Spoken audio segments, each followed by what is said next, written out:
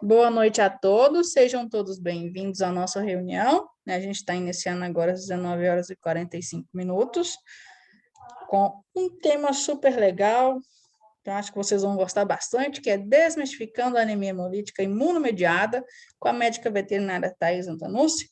Eu vou deixar ela apresentar um pouquinho da carreira dela, que além da carreira tem uma grande história aí que ela vai comentar com vocês, e ao final da nossa reunião hoje, eu disponibilizo a gravação para vocês, tá bom?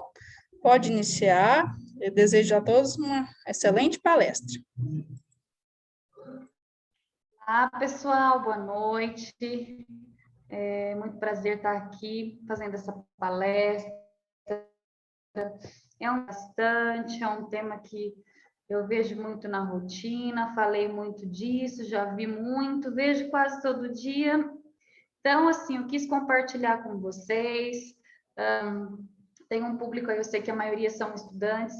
Espero que vocês tenham um bom aproveitamento, tá? Fiquem à vontade para tirar dúvidas, para perguntar. No final, mandar perguntas, me mandar e-mail.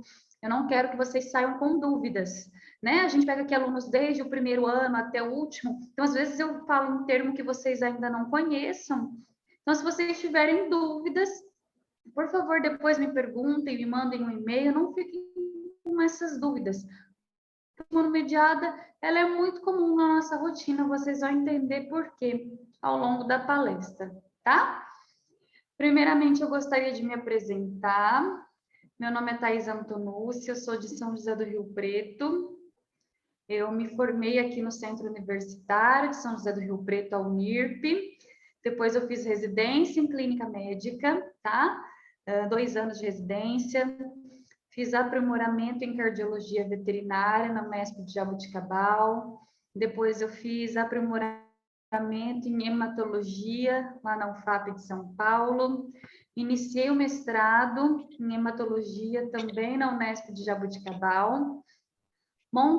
Trabalhei no Hospital Veterinário de São José do Rio Preto um bom tempo. Montei uma clínica veterinária e também hemocentro, chamado Hemopet, aqui em São José do Rio Preto. Hoje ele é um hemocentro completo, ele atende Rio Preto e região. Então, eu trabalho muito com doenças do sangue, com doenças hematológicas aqui da região, né? Também fundei junto com meu namorado a escola de cursos Amplia. Nós fazemos escola, nós fazemos cursos da médica quanto da clínica cirúrgica, nós trazemos outros profissionais, principalmente aí da nossa região, da Unesp, tá? Então, no geral é isso. E depois também lancei um projeto novo só com hemato, que eu vou explicar para vocês, tá? Então, são muitas coisas que eu gostaria de compartilhar com todos.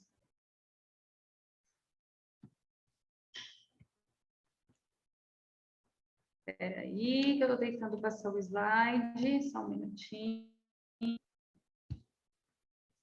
Pronto. Queria compartilhar com vocês uma frase que eu gosto muito, tá?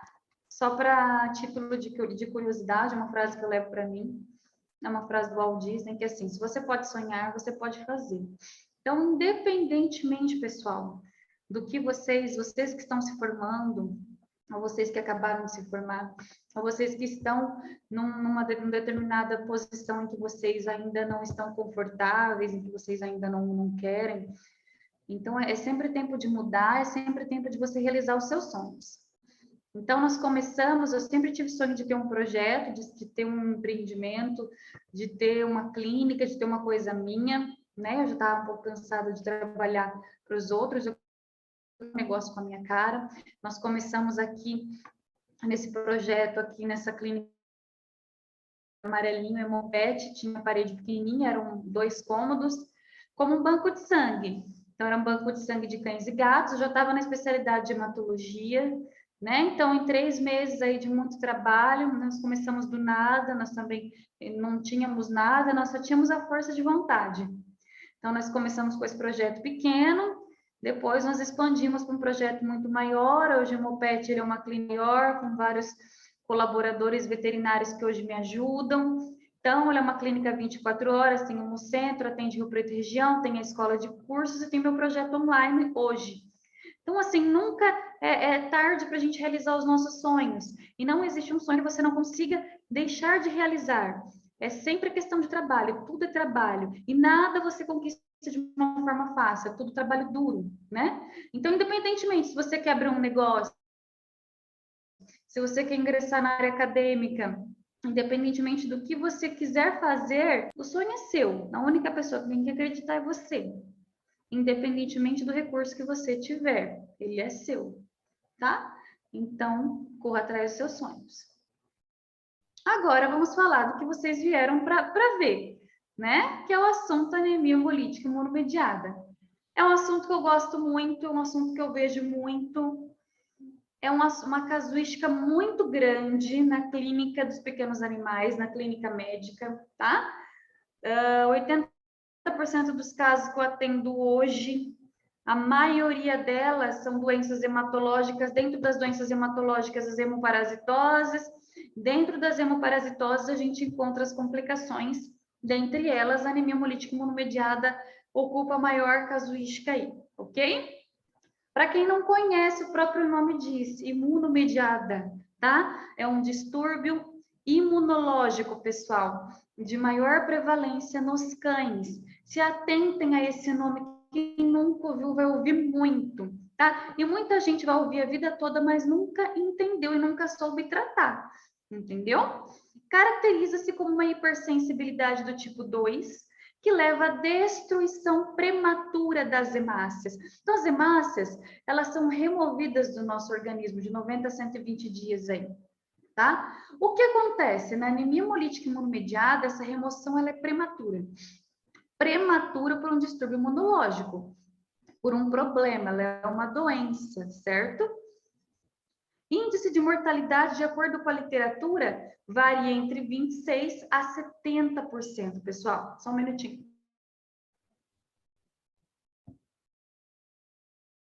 Isso significa que se atentem mais a esses 70%. Por quê? Porque a anemia hemolítica imunomediada mata, tá? Apresenta uma alta taxa de mortalidade. Vocês vão ver isso na rotina de vocês. E entender como ela funciona e saber o tratamento dela é muito importante para que você consiga conduzir o melhor possível esse caso e o tratamento do seu paciente. Dentre as principais complicações, coagulação intravascular disseminada e tromboembolismo pulmonar, sendo o tromboembolismo a causa mais comum de óbito, tá? 80% dos casos. Qual que é a prevalência, então? A gente tem anemia hemolítica imunomediada primária e a secundária. Primária, sem uma causa definida. Por que esse animal teve anemia hemolítica imunomediada? Tá, pessoal? É como a gente chama. A causa primária, a gente não tem uma causa definida. A gente não encontrou a causa. Em determinado momento da vida, não houve mais um reconhecimento daquelas hemácias daquele paciente. Hoje tem muita discussão de predisposição racial em relação a essa anemia hemolítica imunomediada. Determinadas raças desenvolvem esse tipo de doença. O Cocker, o Pinscher, os Collies, o Maltese, o Lhasa, o Shih Tzu, o Spitz, gente, até o Poodle, né? Poodle que tem tudo que a gente vê também, tá? Isso explica muito. Tem Spitz, tá, pessoal? Onde a gente tenta excluir todas as causas, você trata e você tenta identificar todas as causas e você pode estar lidando com um caso de anemia hemolítica imunomediada de causa primária, sem causa definida. Então, se atentem a isso. Que tipo de raça eu estou atendendo? Né? Pode ser uma causa de anemia hemolítica imunomediada primária. Fêmeas são mais predispostas que machos, podendo haver ainda influência hormonal. Animais jovens, geralmente, tá? É menos comum você pegar um animal idoso, mas pode acontecer desde o primeiro ano de vida até 13 anos de idade. Tem estudo falando sobre fator emocional, pessoal, para vocês terem ideia de como isso pode acontecer. E a secundária? Secundária, pessoal, muitas causas. Muitas causas. Não é só a erliquiose que pode levar a anemia hemolítica imunomediada, tá? Então, aqui um quadrinho que eu exibi para vocês, das inúmeras, guardem esse quadrinho, porque tudo isso aqui pode levar a anemia hemolítica imunomediada. Tudo isso é anemia hemolítica imunomediada. Então, tudo que a gente atende hoje na nossa rotina, tudo que eu recebo hoje, a gente recebe por qual queixa? Ah, esse animal teve erliquiose, hoje ele tem anemia hemolítica imunomediada. Não.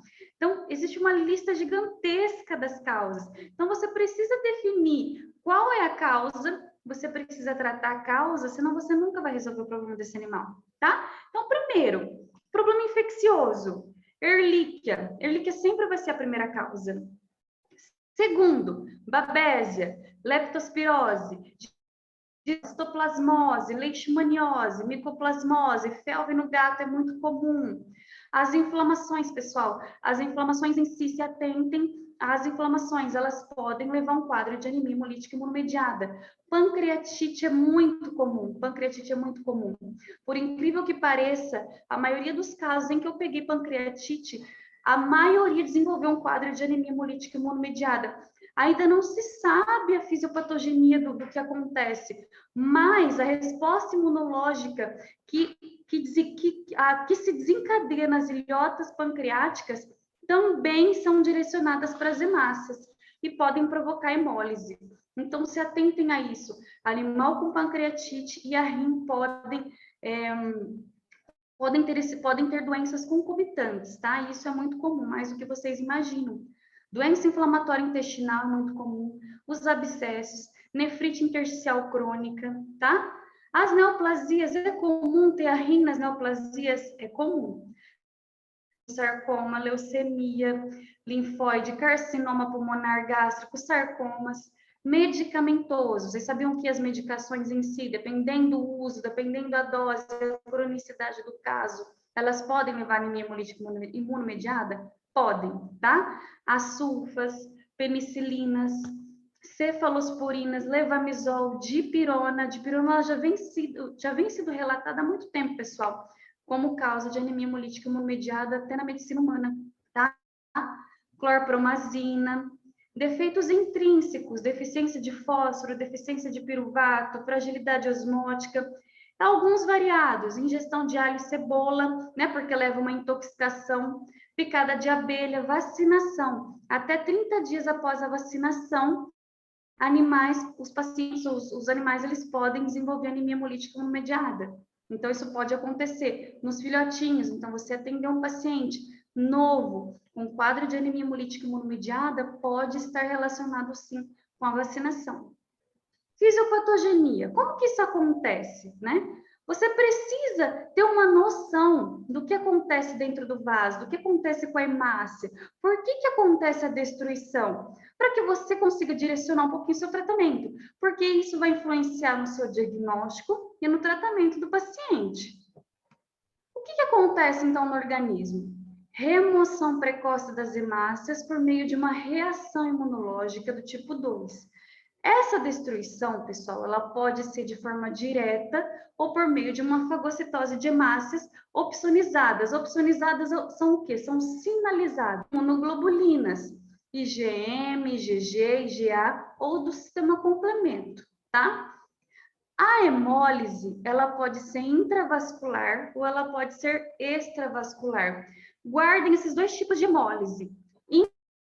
Intravascular ou extravascular. Você não precisa entender exatamente como acontece a fisiopatogenia, mas o produto dela vai influenciar nos sinais clínicos desse paciente, vai influenciar no diagnóstico dele e vai te ajudar muito no tratamento, tá? Então, entenda mais ou menos como isso acontece.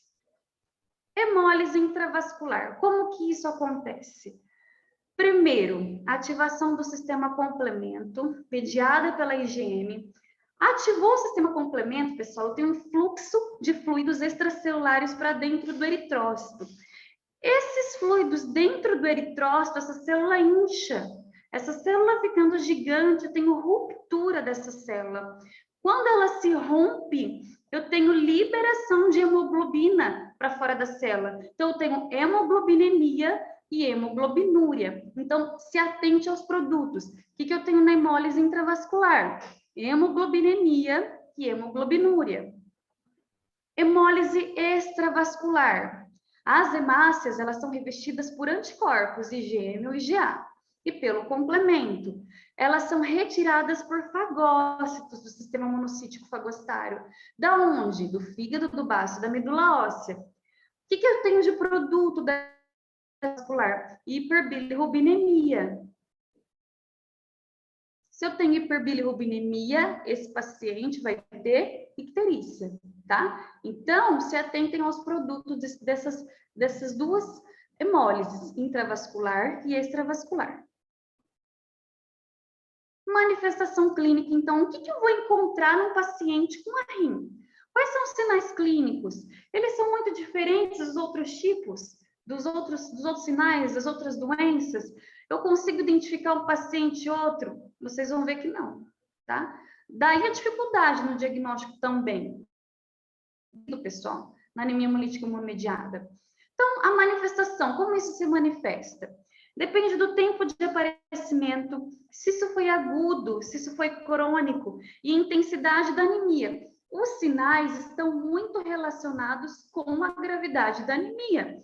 Se é uma anemia muito grave, 15% de hematócrito, que é um hematócrito muito baixo, esse animal vai ter sinais de uma anemia grave. Hipóxia, vai dar ataque pineico, taquicárdico, ele vai precisar de uma transfusão. Se esse animal não tem uma anemia tão importante assim, 25% de hematócrito, 20% de hematócrito, então ele já não vai estar tão taquipneico assim, ele não vai ter sinais de hipóxia. Então depende muito da gravidade da anemia desse paciente. Sintomas inespecíficos, apatia, anorexia, vômito, diarreia são comuns, mas para muitas doenças, tá? O que eu posso encontrar no exame físico? Esplenomegalia, hepatomegalia, mas isso eu também posso encontrar num animal que tem hemoparasitose, por exemplo. Icterícia, né? Icterícia, palidez de mucosa, linfadenomegalia. Aqui uma fotinha para vocês verificarem o que é icterícia, aqui é a primeira imagem, ó. Né? Aqui a mucosa amarelinha, para quem não conhece ou nunca viu. Depois aqui uma mucosa hipocorada. Aqui embaixo a esclera desse animal, ó, amarelinha.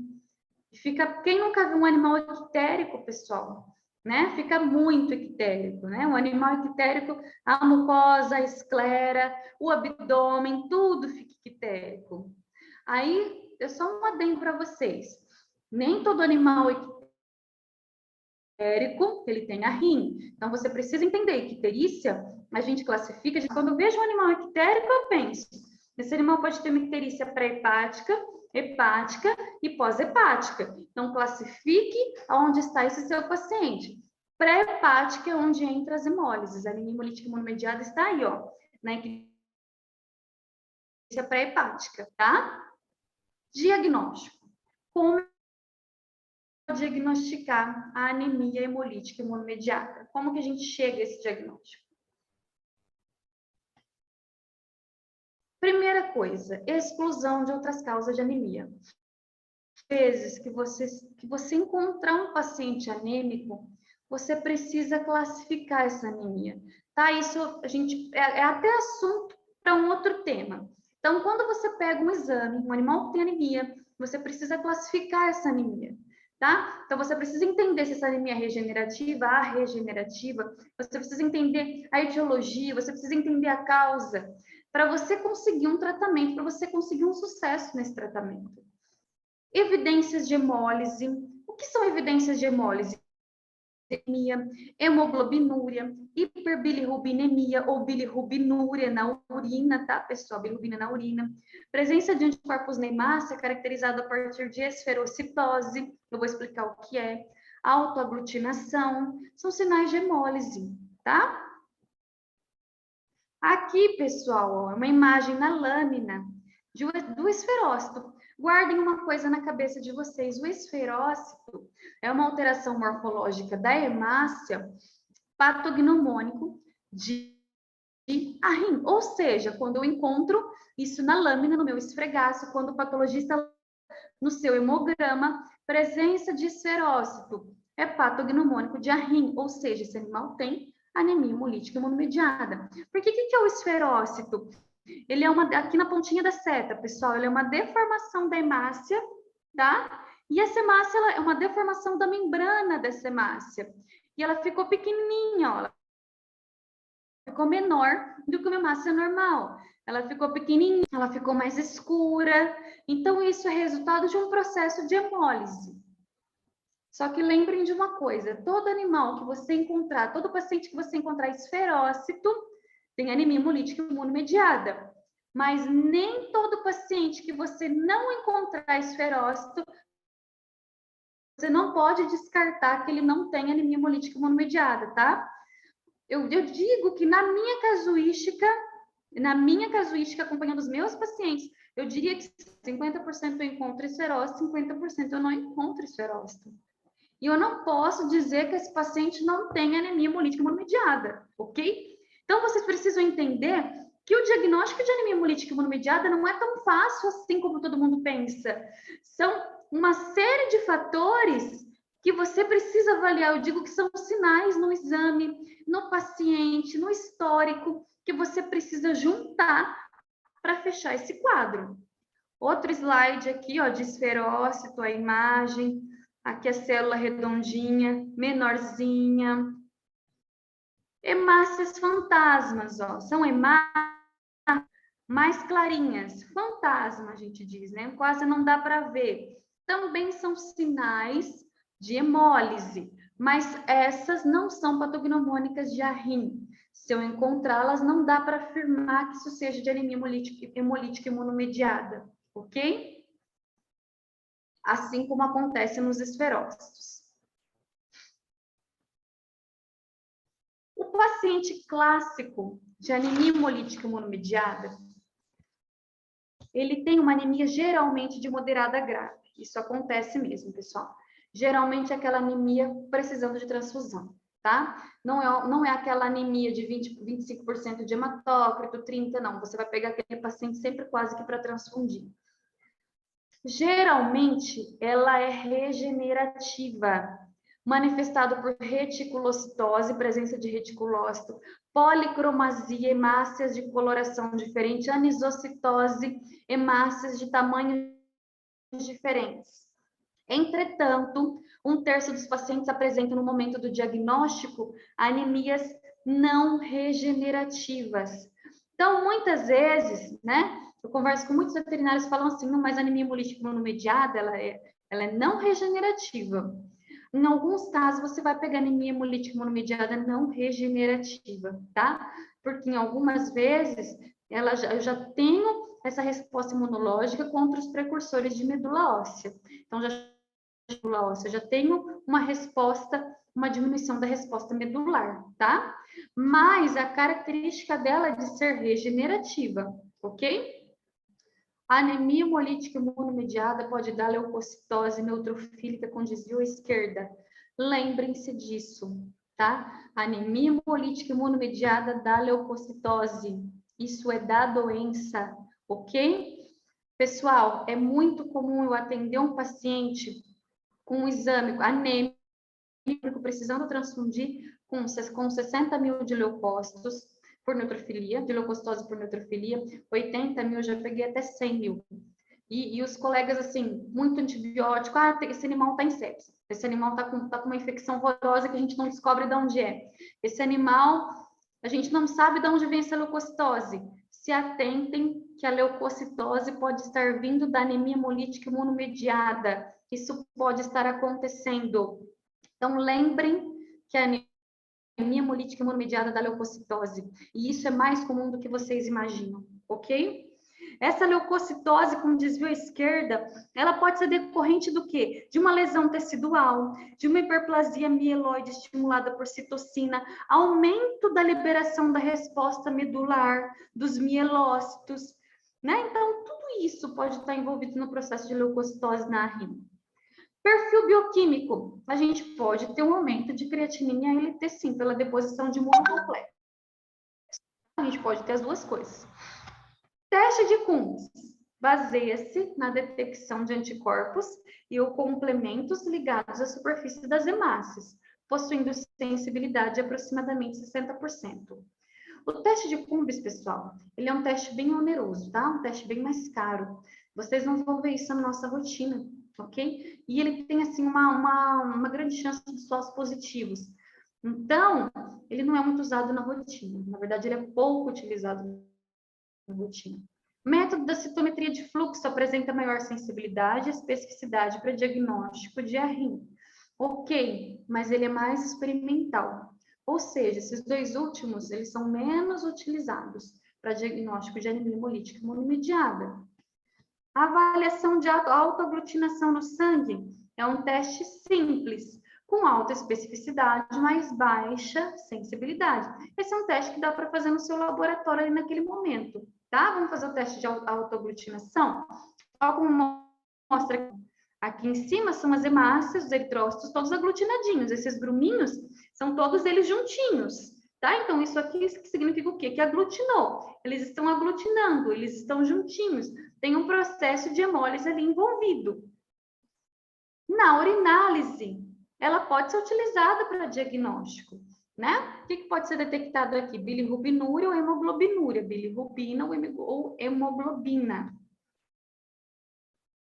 Então, vocês viram que, assim, quando a gente fala de diagnóstico, a gente fala de uma série que a gente vai avaliar em conjunto. Não existe um diagnóstico único. Não existe uma ferramenta perfeita para anemia hemolítica imunomediada. Se existisse, a gente estava no céu. Porque muitas vezes a gente depara com um paciente, a gente fala assim, será que tem mesmo anemia hemolítica imunomediada? Naquele tipo de paciente que a gente não tem certeza se a gente pode entrar com corticoide ou não, né? Então, muitas vezes o diagnóstico, muitas vezes não, o diagnóstico ele é um conjunto de ferramentas, um conjunto dos exames, da avaliação clínica daquele paciente, para você ver e para você chegar num diagnóstico definitivo e no sucesso do seu tratamento, tá? Vou falar da parte que eu mais gosto, a parte que eu mais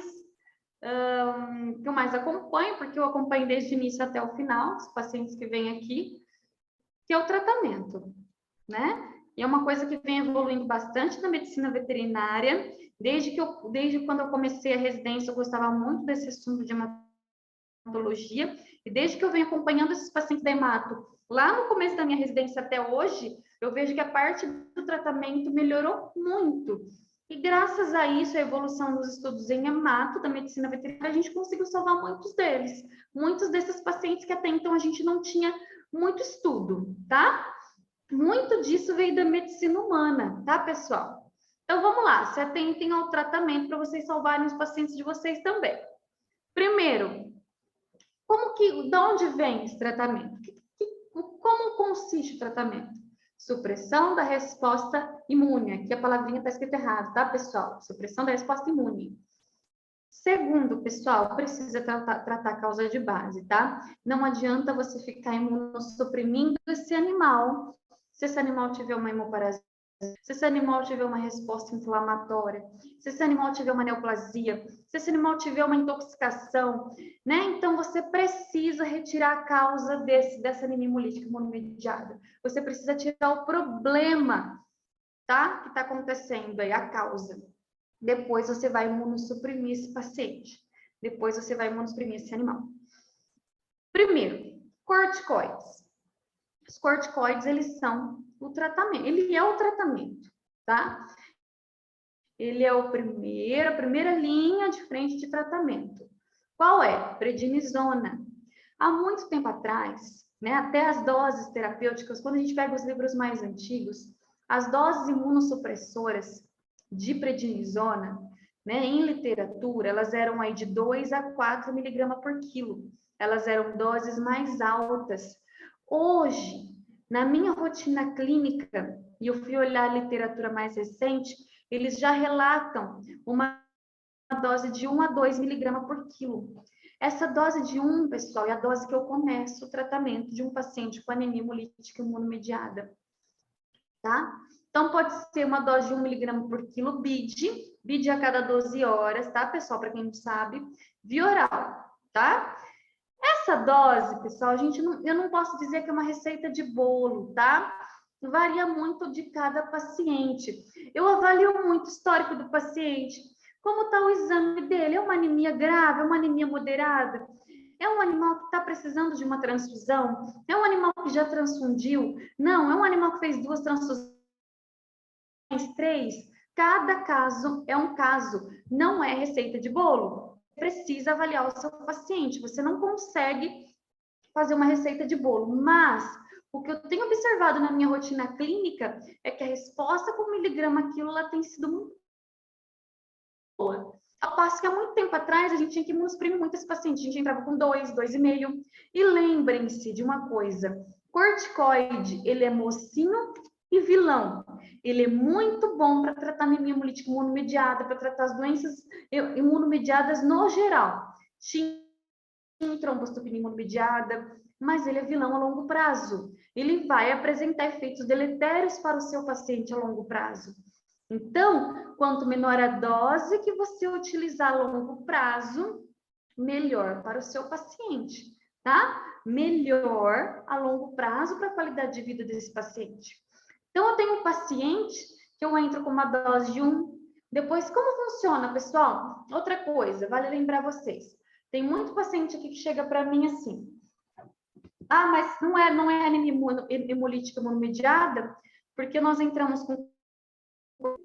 Ele tratou aí de 10 a 15 dias, depois nós desmamamos e piorou o exame, então a gente não sabe mais o que é. Lembrem-se, pessoal, a doença, muitas vezes, ela é para a vida toda.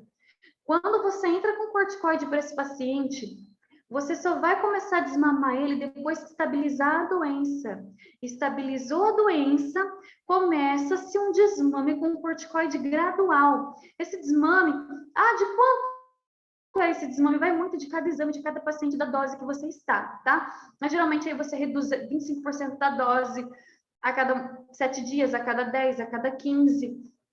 E acompanha com hemograma, tá? Tem paciente que ele vai tomar corticoide para a vida inteira e isso é inevitável, ok? Mas se ele ficar bem com a menor dose possível, tá? É isso o objetivo do tratamento, tá bom? Menor dose possível, sem efeito colateral para ele, que seja tão... que danifique o menor possível a saúde dele a longo prazo, tá? Então, o proprietário tem que entender que o paciente com doença autoimune, ele tem que vir ao médico veterinário com frequência. Ele tem que ter um acompanhamento com frequência. Isso é uma doença para a vida inteira. Não entra com corticoide, achou que melhorou, porque melhora muito rápido. Mas o mais difícil da doença autoimune, da rim, da TIM e tudo mais, é você manter esse paciente estável. Quando vocês iniciarem esse tratamento, vocês vão perceber. Subir, muitas vezes, é muito fácil subir a massa desse paciente, subir a plaqueta desse paciente, mas manter estável essa curva, às vezes é muito difícil, tá?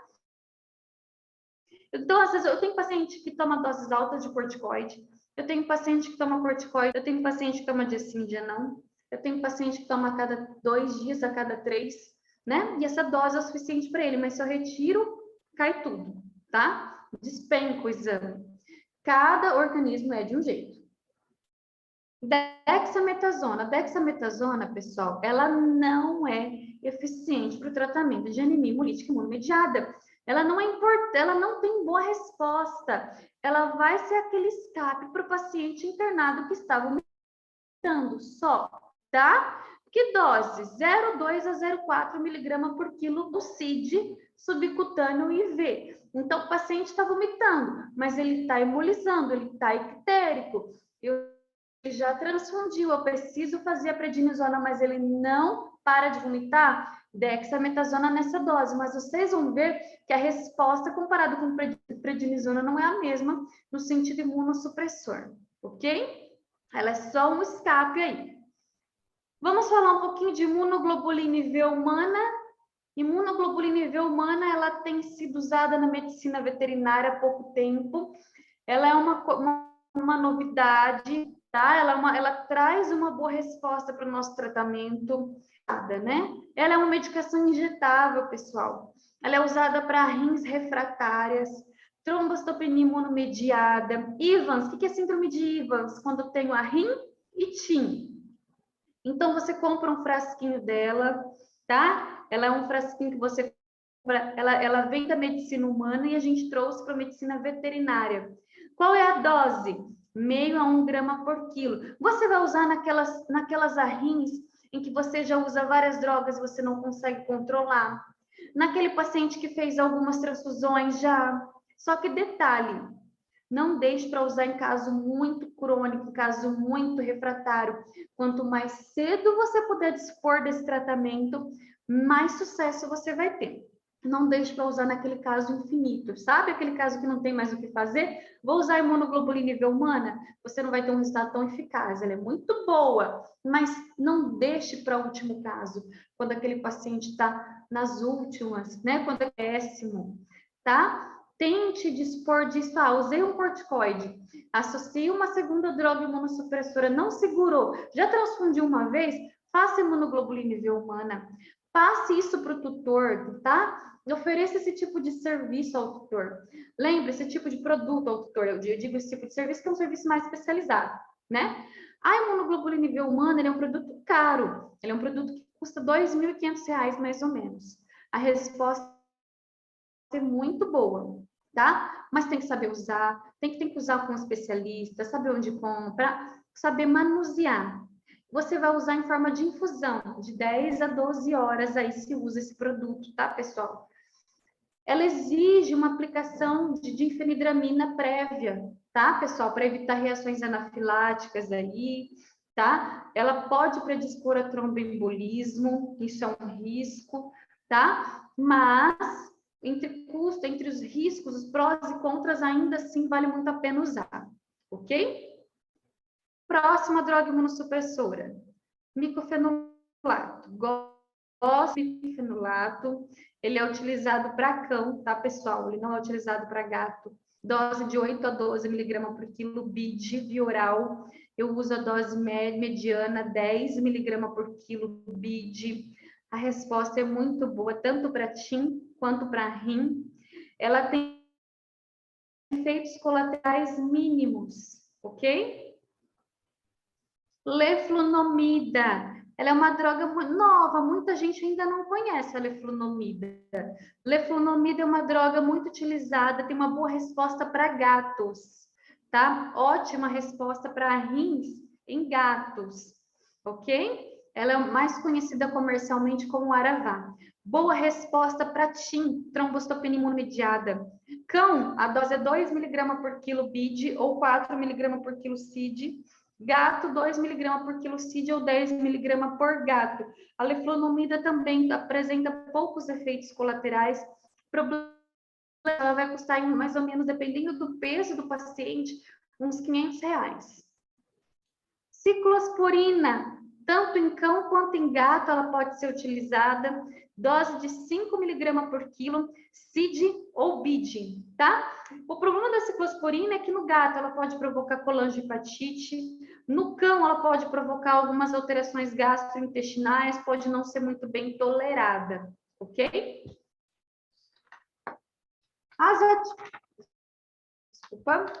Azatioprina. Pessoal, há muito tempo atrás usávamos muito, só tínhamos azatioprina no mercado, basicamente. Usávamos muito azatioprina. Hoje, ela é a menos utilizada. Se você puder usar qualquer outro imunossupressor menos azatioprina, use. Ela é a que mais apresenta efeitos colaterais, tá?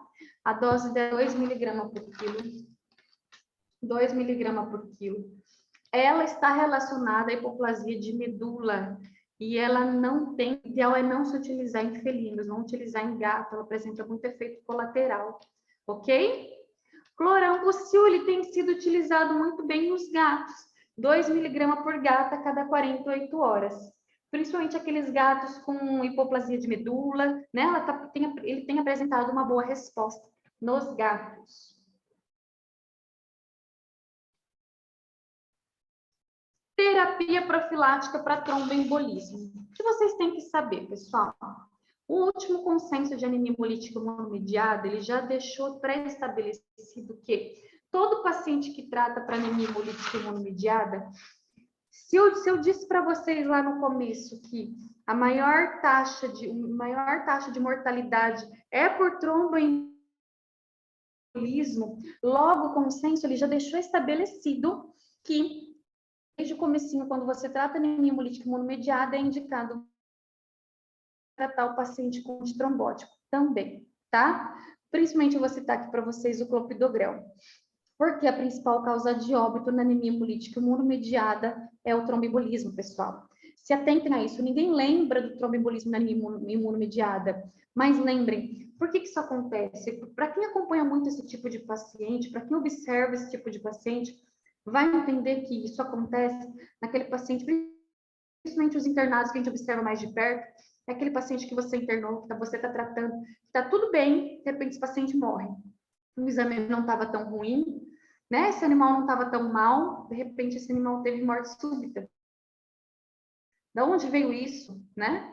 Esse animal pode ter morrido de tromboembolismo. Ou aquele tutor que relata que o animal morreu em casa, morte súbita, morte aguda, né? Se atentem nesse tipo de paciente, pessoal, com tromboembolismo, tá? Mas por que ocorre o tromboembolismo, né? Por que isso ocorre?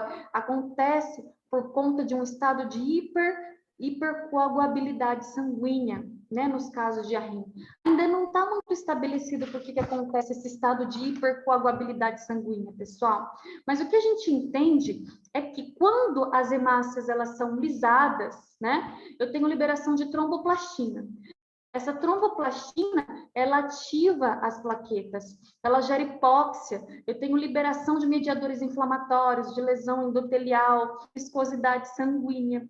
Isso pode levar a um quadro de tromboembolismo, tá? E é relatado já pela literatura principal causa de óbito nesse tipo de paciente. Então, disponham sim da terapia antitrombótica para esse tipo de paciente. Nos internados, heparina, de 100 a 300 unidades internacionais por quilo, subcutânea, a cada 6 a 8 horas. Oral, o que a gente mais conhece, o que mais era conhece? Ácido acetil salicílico, o famoso afinador de sangue. Hoje, pessoal, a gente sabe que a eficácia dele é duvidosa, tá? A gente não tem muita comprovação científica em relação aos efeitos dele nos nossos pacientes, cães e gatos. A dose que se usa é meio miligrama por quilo CID. O que mais uso de eleição é o clopidogrel, tá? 2 miligramas por quilo de manutenção. No paciente que começou a tratar para anemia hemolítica imunomediada até o tratando, ok? Sempre pensar, passar o clopidogrel, passar antitrombótico para aquele paciente que tiver acima de 30 mil plaquetas. Não pode passar para aquele paciente que tem menos, porque senão ele vai sangrar, tá? Pacientes que fazem uso de corticoide a longo prazo, eles podem desencadear esse estado de hipercoagulabilidade sanguínea, de formação de trombos. Então, se atentem ao uso de antitrombótico, sim, ok?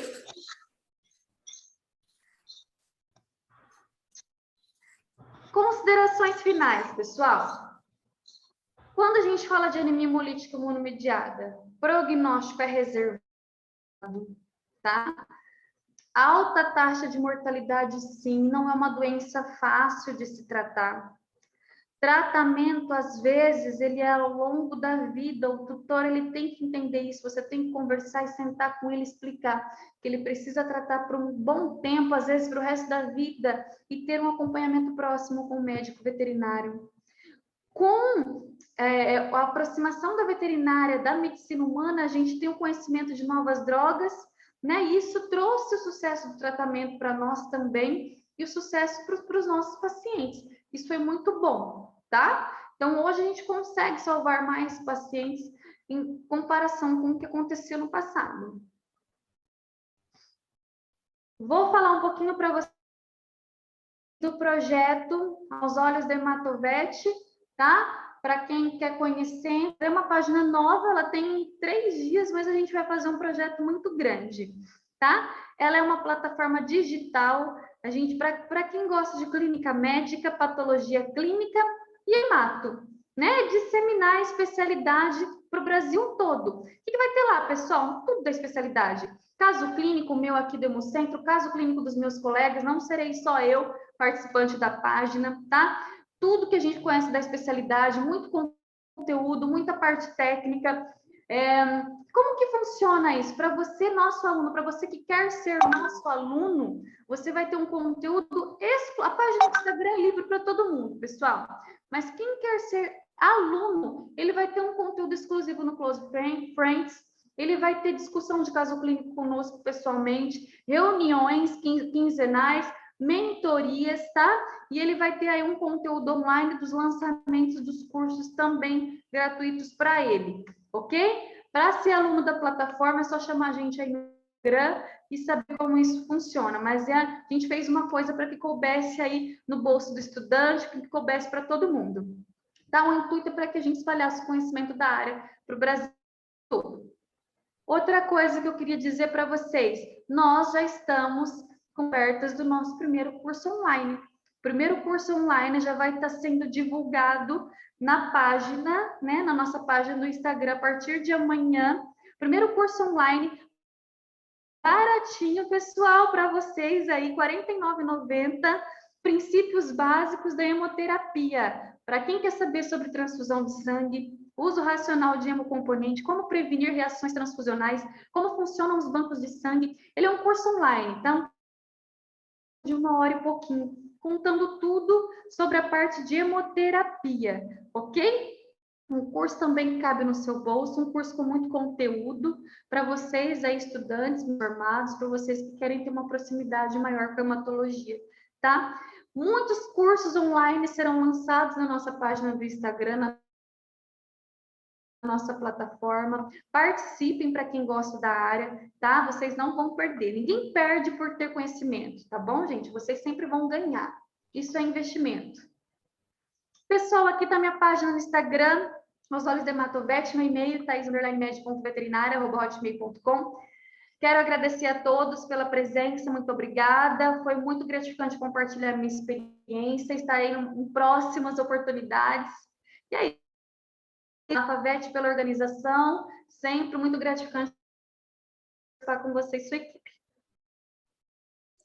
Imagina, o agradecimento é todo meu, Thaís. Estou aqui de férias na roça. Quando a Thaís fez o convite, não hesitei, não falei para ela, vamos deixar para o ano que vem, não, vamos fazer agora.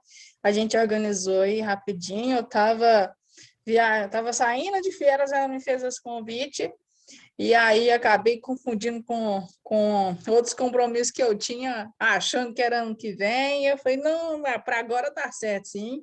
Era para ter sido dia 16, né? Mas eu estava meio perrengue, aí a gente marcou para hoje, dia 20, tivemos aí mais de 105 pessoas assistindo o evento com a gente, né? É sempre bom estar com a Thaís para entregar para vocês um conteúdo de qualidade. Eu sempre falo para os meninos, não é uma palestra, gente, é um aulão, é um resumidão que às vezes facilita, né? Às vezes você está lá na faculdade, você está cursando a matéria online, está tendo aquela dificuldade de compreensão, às vezes você fica com um pouquinho de vergonha de pedir professor para reexplicar, às vezes o método que ele usa não entra na cabeça, mas na aula aqui, na palestra, os palestrantes sempre dão um show, porque além da parte teórica, eles trazem a realidade que vocês vão encontrar quando você estiver lá no laboratório, que você for ler uma lâmina, né? Igual a professora trouxe várias imagens aqui para vocês saberem, é isso aqui, pode ser isso. Ó. São situações que podem ajudar vocês, tanto futuros médicos veterinários como médicos veterinários, nos atendimentos que vocês vão ter no futuro, né? E assim, esse projeto aí que a Thaís montou, como sempre, abracei a ideia, né? A gente conversou bastante. Fiquei muito feliz, porque tanto a Thaís quanto o Marcelo são pessoas que buscam inovar, que buscam fazer a diferença ali no meio. E assim, eles têm um recurso financeiro, e eu entro aqui com a questão da divulgação para mostrar, tem uma empresa assim, assada em São Paulo que está disposta em inovar ali no meio e trazer informações para vocês, né? Isso é sempre importante, né? Então, a oportunidade aí que ainda na graduação vocês têm que abraçar, né? Independente se você está aqui, se você está em São Paulo, eu estou aqui em Minas, tem gente aí da Bahia, do Pará, e a gente faz esses encontros para poder reunir pessoas de vários locais do país com um único propósito, né? Levar a informação aí para o maior número de pessoas possível.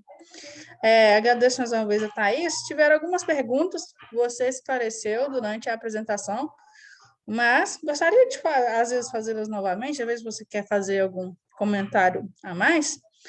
A Ana Júlia Marques perguntou se existe algum exame específico que pode auxiliar no diagnóstico da anemia hemolítica. Específico, Ana Júlia, né? Ana Júlia, específico não. Existem um conjunto de exames em que um conjunto de exames que a gente vai avaliar junto para chegar no diagnóstico. Se tivesse um só, a gente estava no céu da anemia hemolítica imunomediada. Mas não, a gente vai precisar avaliar todos os exames laboratoriais, como eu citei para você, o quadro clínico desse paciente, o histórico desse paciente, tudo em conjunto, infelizmente. Muitas vezes a gente avalia tudo isso junto e a gente ainda não tem certeza se esse paciente tem anemia hemolítica imunomediada, entendeu? Para vocês entenderem como é difícil, pessoal, você diagnosticar anemia hemolítica imunomediada.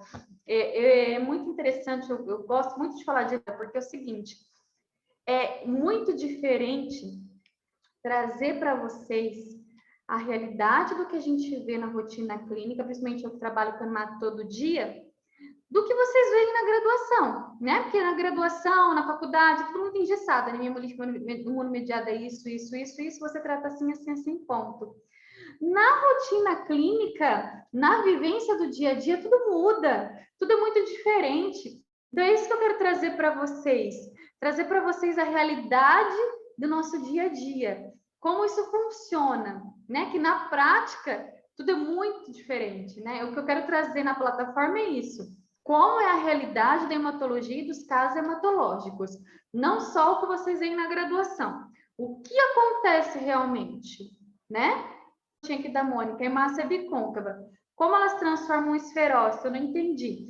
Na hemólise, Mônica, ela perde parte da membrana citoplasmática dela. Perdendo essa parte, na verdade, boa parte, tá? Fica só um pedacinho. Então, fica um halo mesmo. Por isso que ela fica bem pequenininha, fica um esferócito. Entendeu? Eu vi uma outra perguntinha aqui, Rafa. Pessoal, Eu tô pegando as de 8 horas para baixo. Aí eu vou fazendo aqui na sequência. Isso é muito importante porque, assim, a gente vê muito, tipo um beabá nos livros, né? A gente vê o conteúdo lá, né? Mas e aí? Eu tô vendo uma imagem ali no Atlas, que o Atlas auxilia, né? Quem está começando a fazer a leitura ali no hemograma, quem está realizando o exame, né? Tem os erros pré-analíticos, né? Que a gente tem que observar o que é um artefato, o que não é, o que de fato está acontecendo ali. Eu fiz estágio quase 2 meses no laboratório, e pude ter essa percepção. Eu acho que todo mundo aqui deveria ter essa oportunidade de estar dentro de um laboratório para ver o que realmente acontece ali, né? Não só pegar aquele exame prontinho e tentar interpretá-lo, né? Então, é muito importante analisar e viver a vida real mesmo. Você chegar lá uma amostrinha de sangue, um tiquinho de sangue, assim, que está até abaixo do que tem lá do permitido, você ter que fazer quase que uma mágica, né? Para fazer o exame dar certo. Isso, pessoal, num banco de sangue, num hemocentro, é muito diferente. Para quem gosta da área, inclusive, fica aí o convite. Quem gosta de fazer estágio, aqui eu estou em São José do Rio Preto, que é interior do estado de São Paulo, a gente trabalha muito com doenças hematológicas. Quem gosta e tem vontade de fazer o estágio, é só mandar um e-mail, tá? Que a gente conversa para que vocês venham conhecer o universo aqui das doenças hematológicas também, tá? Fica aí o convite. É muito bom, hein? De vez em quando o Hemopet sai lá nas instalações dele e vão lá para o shopping só para fazer workshop e falar da questão da importância da doação de sangue lá. É legal, eu estava lá bem próximo, 10 minutinhos de lá, e vi um pouco, né, dessa obra lá. A Sandy tinha perguntado, né, no caso da anemia hemolítica imunomediata não reservada, né, qual é o prognóstico?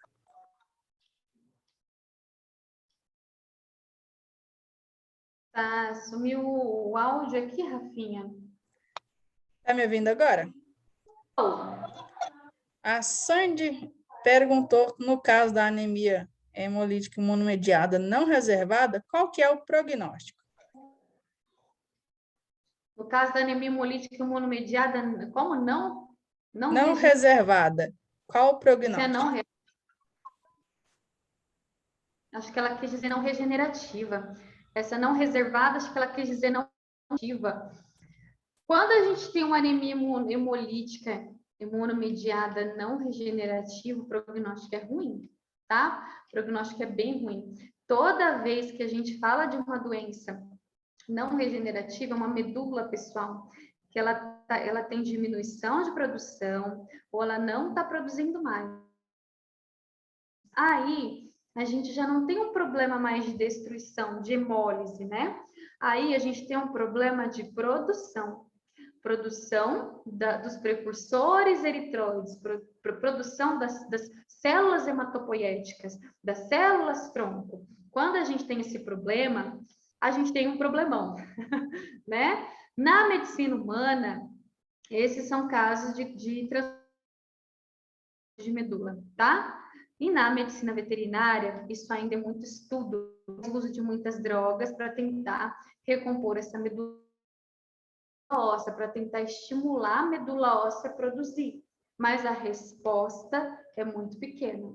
Isso cabe até um tema futuro aí para falar para vocês de hipoplasia de medula óssea, que é uma doença com muito mais alta taxa de mortalidade do que a anemia hemolítica imunomediada, tá? Muito mais perigosa, entendeu? Tudo que a gente não quer na hematologia é atender um caso de hipoplasia de medula, entendam? Isso é a maioria dos pacientes a gente perde.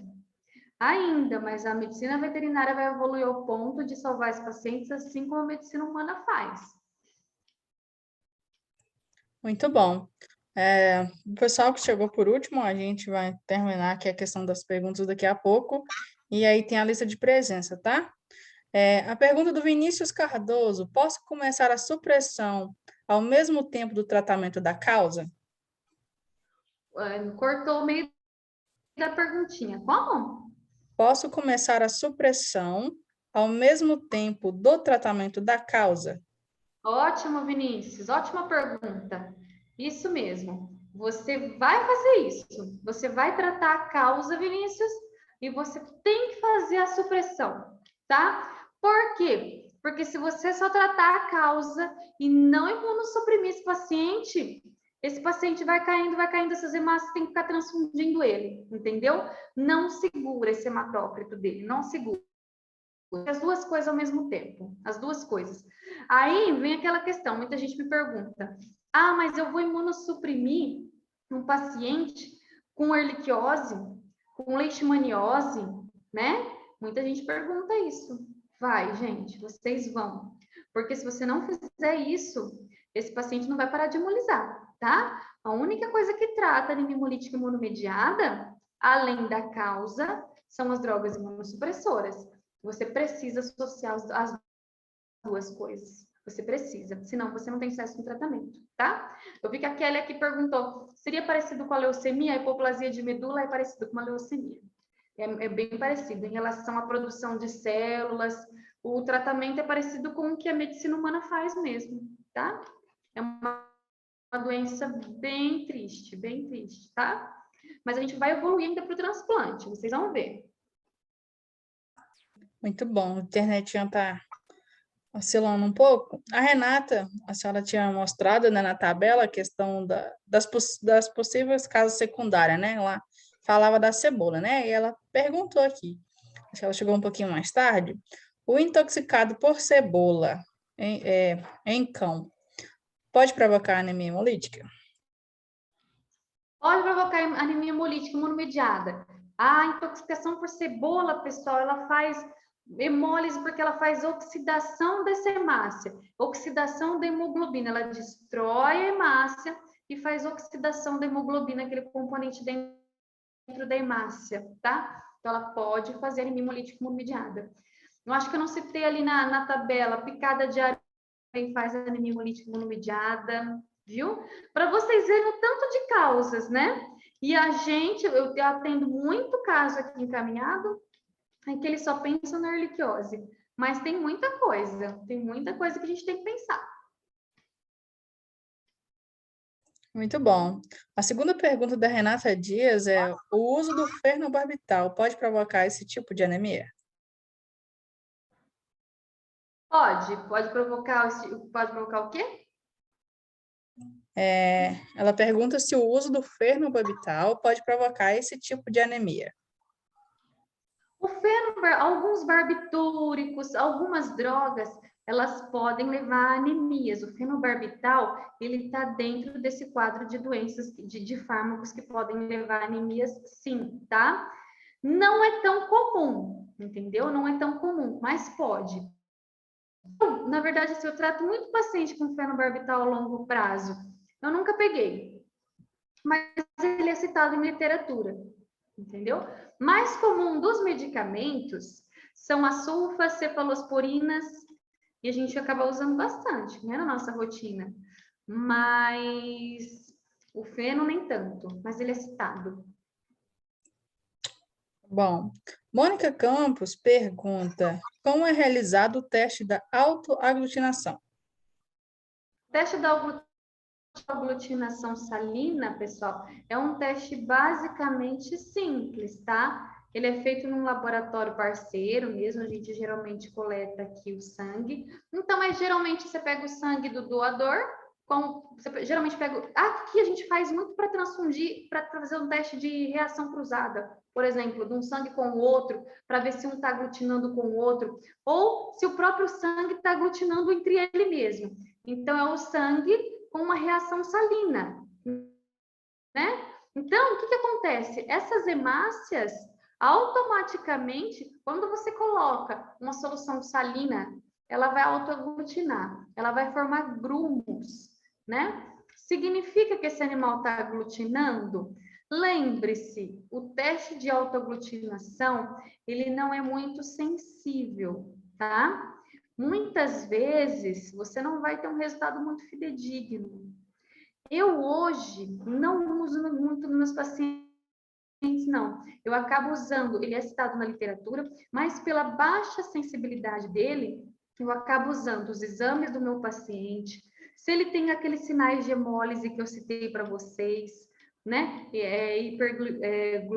Globuminemia, sinais de icterícia, bilirrubinemia, bilirrubinúria, né? Esferose, hemácia fantasma, histórico.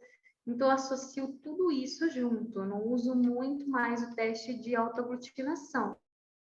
Mas ele pode ser usado por si só, para ver se esse animal está aglutinando, para fazer teste de transfusão de um paciente com o outro, mas ele não é muito sensível. Eu não gosto muito de usar. Muito bom. Espero ler aqui a pergunta certa. A Renata Dias também pergunta: qual a contribuição do teste de Combs, acho que assim pronuncia, no diagnóstico da anemia? Pode apresentar resultado negativo e se apresentar, por quê? Pode apresentar resultado negativo. Ele é um teste, pessoal. Antigamente ele era um teste mais utilizado de forma experimental, nas faculdades e tudo mais. Depois que chegou a citometria de fluxo, ele ficou um pouco para trás e está sendo mais utilizada a citometria de fluxo nas faculdades. E o CUMBS, ele acabou sendo um teste que ficou para trás, né? Ele apresenta altas chances de resultados falsos positivos pelo próprio método de realização dos testes, né? Hoje, por ser um teste um pouco mais caro para realização e pela quantidade de falsos positivos que pode acontecer, a gente meio que acabou deixando ele para trás mesmo. E a gente acabou dispondo da avaliação do exame do animal como um todo para chegar no diagnóstico. E vocês vão ver que, assim, avaliando o exame do animal, avaliando o histórico dele e entrando com o tratamento, né? Você que já tem uma certa experiência, pessoal, você consegue ter uma boa resposta, né? Você vai pegando um caso, vai pegando outro, vai pegando outro, vai pegando experiência no caso, dificilmente você vai errar depois no diagnóstico de ARRIM. Você vai conseguir ter uma certa experiência em determinados casos, tá? O que você precisa? Identificar o problema o mais rápido possível, tá? Não pode demorar para diagnosticar anemia hemolítica imunomediada. Quanto mais você demora, maiores são as chances de insucesso do seu tratamento, de você perder aquele paciente. Quanto mais ele faz transfusões, pior é o prognóstico desse paciente. Mais uma pergunta da Renata Dias. Ela pergunta se o TVT pode levar a um quadro de anemia hemolítica. Não está citado no quadro das neoplasias, nunca acompanhei, tá? Menos comum. Mas as neoplasias, no geral, né, por liberação de radicais livres, resposta inflamatória, elas podem levar a hemólise, né? Ruptura dessas hemácias, destruições, elas no geral podem. Mas ele não é citado, tá? É menos comum. Mas as neoplasias, no geral, elas. Essa pergunta da Juliana, que fala sobre o risco de hemolizar a hemácia da bolsa de sangue, já foi feita? Não. Não, então certo. A Juliana Prazeres pergunta o seguinte: caso seja necessário fazer transfusão de sangue, tem risco de hemolizar as hemácias da bolsa de sangue? Precisar fazer transfusão de sangue, hemolizar as hemácias estão dentro da bolsa de sangue? Será que foi essa a pergunta dela? Isso. Não tem risco de hemolizar as hemácias porque dentro da bolsa de sangue, pessoal, a gente tem um anticoagulante chamado CPDA. Lá dentro da bolsa tem tudo para a sobrevivência dessa hemácia e tudo para evitar a destruição dela. Então, tem componentes para nutrir ela e para evitar a coagulação, para evitar a hemólise. Então, foi próprio para isso, entendeu? Foi criado um ambiente para coleta desse sangue, para apropriar e acondicionar as hemácias ali dentro, para receber o sangue para transfundir para outro, tá? Então, dentro da bolsa, não tem esse risco de hemólise, tá? Agora, a transfusão de sangue, a partir do momento que entrou em contato no sangue do receptor, lá no organismo do receptor tem risco de hemólise com certeza. Muito bom. Também pergunta da Juliana, ela gostaria que se pudesse explicar novamente o, o porquê da Dexa não ser tão eficaz quanto a prednisona. Juliana, não tem assim uma explicação fidedigna, uma explicação aceita do porquê a Dexa não tem uma boa resposta em relação à prednisona. Embora ela é um corticoide, ela é um corticoide de longa ação, isso é baseado mais na nossa rotina, isso é baseado na nossa experiência mesmo. Na minha, no que eu acompanho com os meus colegas, tá? Quando a gente compara o uso da prednisona com a dexametasona, a prednisona a resposta é muito boa, a dexametasona é muito inferior. A gente não sabe dizer qual é o mecanismo do porquê isso acontece, mas sempre que puder, e sempre usar prednisona. Dexa só quando o paciente está vomitando. O Vinícius havia pedido para colocar um e-mail aí, para ele solicitar a questão do estágio. Depois, se você quiser digitar aí no chat.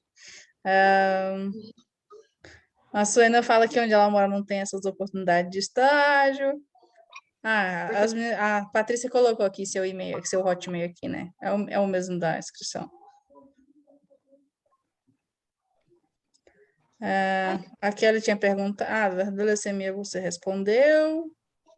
Deixa eu ver, eu tô descendo aqui, para baixo aqui tinha 46 mensagens. De perguntas, acabou, né, em si. Eu costumo, no final das palestras, para quem está aqui novo, sempre fazer algumas perguntas chaves para o palestrante, né? Para as pessoas que ainda estão na graduação, para os médicos veterinários, onde você indica as pessoas fazerem estágio para poder acompanhar um pouquinho dessa rotina, né? E aprender um pouquinho mais a fundo sobre não só essa anemia, como diferenciar outras também. Meu cortou aqui o áudio. Locais de oportunidade onde as pessoas possam aprender sobre a questão de anemia, além de cursos, estágios, o que você pode indicar para as pessoas que queiram aprender um pouco mais sobre a anemia, além do curso aí, que eu acho que todo mundo deveria fazer? Não entendi. Locais de estágio? Locais onde as pessoas podem estudar um pouquinho mais sobre anemia, um pouquinho mais a fundo. Livros, indicação de livros, afins. Sim, sim. Pessoal, eu gosto muito. O Bom e Velho Couto, ele é um livro mais antigo, mas a parte de hemato eu gosto muito. Eu vou disponibilizar. Depois, bom, eu vou ter acesso ao e-mail de vocês. Eu tenho alguns artigos em hemato que eu gosto muito, eles estão mais atualizados. Consenso de hemato, é sempre bom todo mundo olhar, tá? O livro da Trau, da hematoclínica, patologia clínica no geral, é o que eu gosto também. Os atuais em hemato, para a gente, em patoclínica, a gente tem sempre aqueles mais velhos, por isso que é sempre bom a gente estar se atualizando, acompanhando quem está se atualizando na área, né? Mas, no geral, é isso. E acompanhe lá a página, que a gente vai trazer conteúdo mais atual. Fica aí a questão do convite. De estágio, a própria Thaís já fez o convite antes mesmo de eu falar, se ela aceitava estagiar, então ela já falou, deixou carta branca aí, principalmente para quem está aqui, ó, na hora de enviar o e-mail pedindo, assisti sua palestra lá com a Rafa sobre anemia, gostei muito, quero aprender com você, estou disposta a arregaçar as mangas aí para ler lâmina, mas você, né? Fala que esse dia palestra, vocês vão ganhar um ponto lá, hein? Se falar que comprou o curso, então, acho que ela já vai marcar até a data para você poder viajar para São José do Rio Preto. E quem tiver interesse em fazer estágio, independente do estado que você tiver, todo mundo aqui tem uma limitação, seja questão de financeira, trabalho, horários, podem fazer esse sacrifício. A cidade onde está localizado o hospital lá é muito acolhedora, tem locais muito próximos ali para você se hospedar, a comida de lá é gostosa, tem ônibus, tem Uber, tem shopping, é uma cidade assim, completa. Você vai ter a oportunidade de você aprender com mesma anemia até não aguentar lá, acompanhar essa parte toda clínica lá com ela, a parte de laboratório e também desfrutar de uma cidade muito boa, muito acolhedora lá, tá? Quer fazer mais alguma consideração, Thaís? Deixar mais algum convite para os meninos? Deixar uma frase, falar assim, ó, vocês têm que seguir isso aqui para vocês são um bom patologista clínico, esse é o momento para a gente poder fazer o nosso encerramento. Bom, pessoal, eu acho que é isso. Eu acho que vocês têm que fazer o que vocês gostam.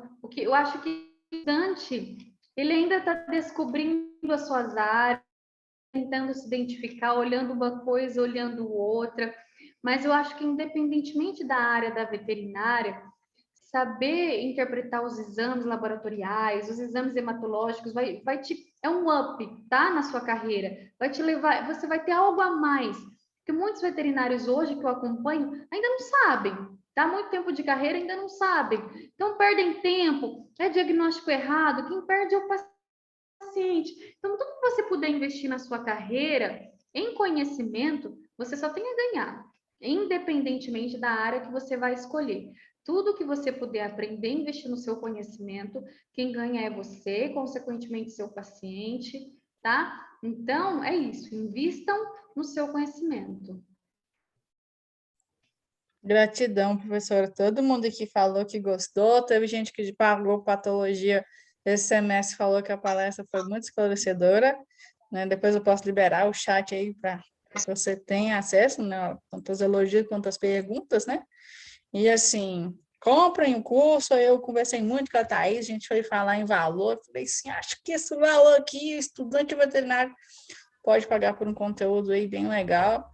E a Thaís começou, igual a gente falou, tem 3 dias, a página já tem quase 200 seguidores, vai crescer mais, não deixa de seguir, eu coloquei aí no chat, daqui a pouco eu posso colocar de novo aí para vocês.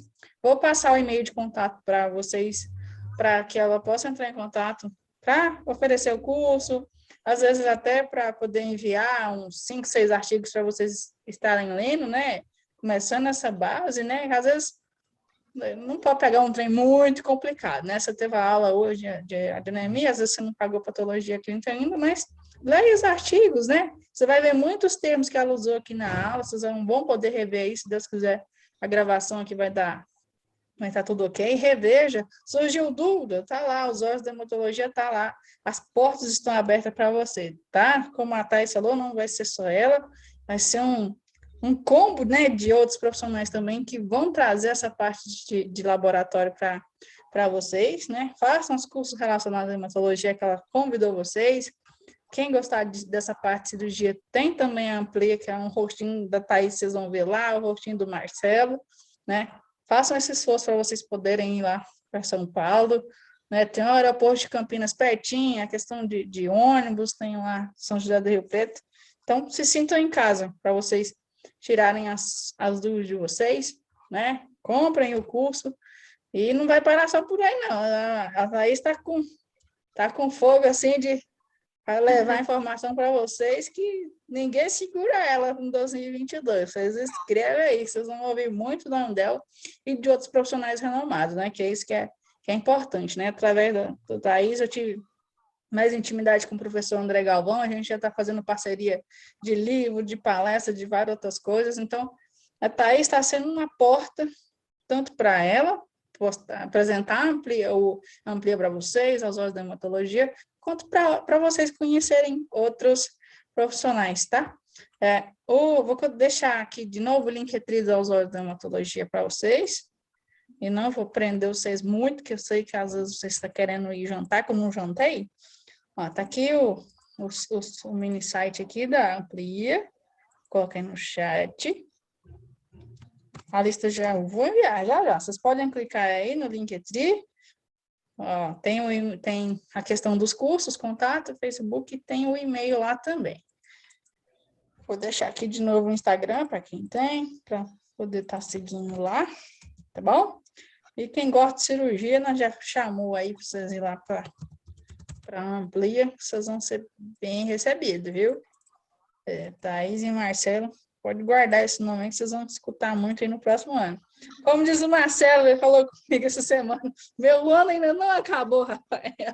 Vocês vão ver, trabalhar muito aí ainda, viu? Então, vocês se preparem.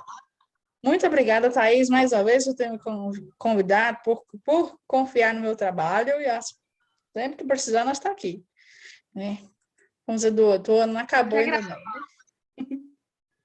Eu que agradeço, pessoal, obrigada pela participação, né? Só de vocês estarem aqui assistindo a palestra, isso já é mérito de vocês já estão investindo no conhecimento de vocês. Apenas continuem, tá? Isso é só o começo. Um beijo para todos vocês, estou à disposição para o que precisarem, tá? Só me chamar. Um beijo! Beijão. Vou transmitir aqui na tela a questão da palavra-chave. O certificado de vocês eu vou enviar daqui 2 minutinhos, só o prazo de vocês assinarem, a gente faz uma conferência aqui rapidinho e já disponibilizo aí para vocês a questão do certificado, tá? Quem tiver logado pelo Facebook, pode ser que o nome de vocês vão chegar meio errado aí, que é problema no próprio Simpla, a gente faz a correção depois, tá? A gente enviou 1 horinha a mais, além do tempo que a gente falou aqui, para vocês lerem o material que a Thaís falou para vocês aí, a questão dos livros, a questão do artigo, para ter essa educação aí continuada. E gravem na memória de vocês aí, ó, aos olhos da Hemato, viu? No Instagram, @aosolhosdaHematovet, tá?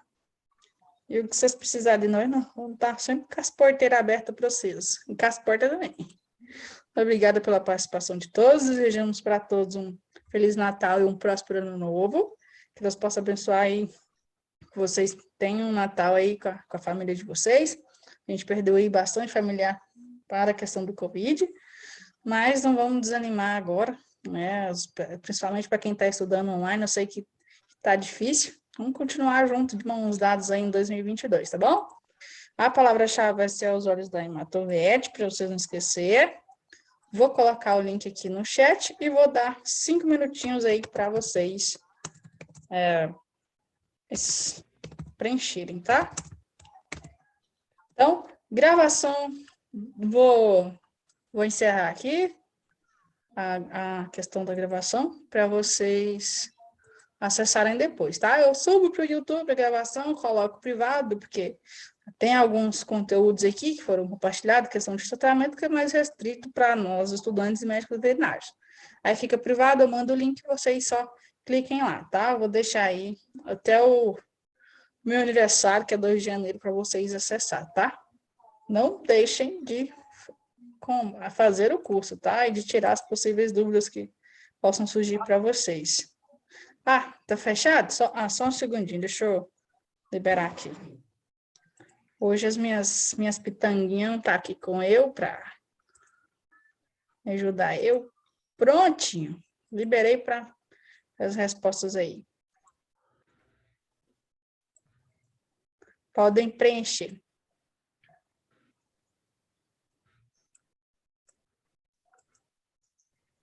Aí eu pedi lá um nome, e-mail, WhatsApp. Vocês avaliam lá se vocês gostaram, deixem sugestões também. E coloquem a palavra-chave que está aparecendo na tela aí, tá? Ah, a palavra-chave está na tela, Simone.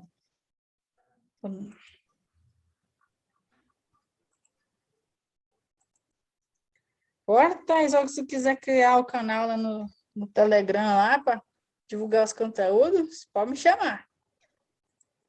A gente organiza lá o Telegram para vocês baixarem esses materiais aí que a Thais deixou de sugestão para vocês.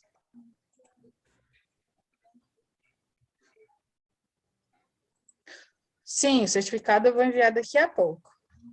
A lista está no bate-papo. É que o pessoal já conversou aí e ela subiu, peraí. Vou colocar de novo. Deixa eu pegar aqui. Pronto.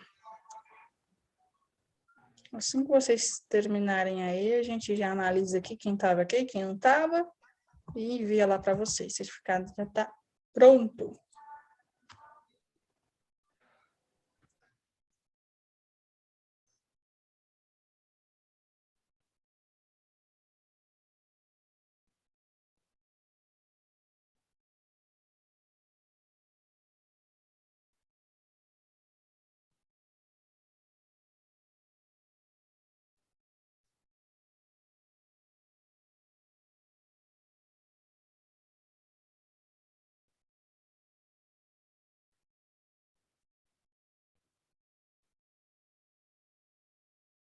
Estão conseguindo preencher direitinho? Estou vendo aqui que já entraram algumas respostas.